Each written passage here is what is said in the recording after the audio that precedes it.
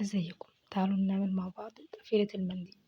اول حاجة هحتاجها ان انا اقص قطعة من القماش تكون بنفس القطعة اللي انا طرزت عليها. تمام، هحطها على الظهر، ولو لقيتي في فرق ما بين القماش في الطول او في العرض لازم تعدلي القماش، لان كمان بيكون ليها عدل. الظهر بتاع القماشة بيكون له عدل، هدني الف القماش لحد ما يظبط على بعضه بالظبط واتاكد ان هو تمام، عشان لما اجي اخيط ما يحصلش فيه اي كلكعة او اي مشكلة. هبدأ بقى بان انا يعني اخيط خياطة اللي هي السراجة العادية خالص اللي بنخيطها في الهدوم العادية، واتأكد ان الخيط مش مشدود او ان هي مش مكرمشة كده من جنب، عشان لما اجي اتنيها ما تبقاش مكشكشة. انا عايزاها مرتاحة، وما بين كل ضلع وضلع هعمل عقدة علشان ما تسحبش معايا او تشد معايا الخيط التاني.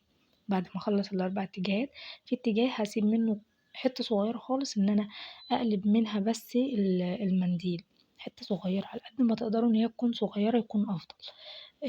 هقلب بقى المنديل على وشه عشان هو كده خلص خياطة من جوه. طبعا الموضوع ده هيبقى اسهل بطريقة فظيعة لو عندك مكنة، بس دوت الطريقة اليدوية.